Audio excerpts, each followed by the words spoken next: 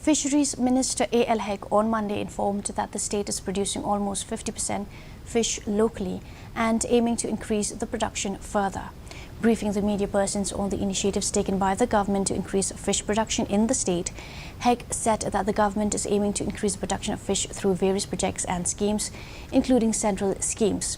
He also informed that the government is trying to get more central schemes for beneficiaries involved in fish farming. We don't have our own labs. So, but now we are into the priority to have our own labs. But since we have got in pasture the testing lab, there is also government.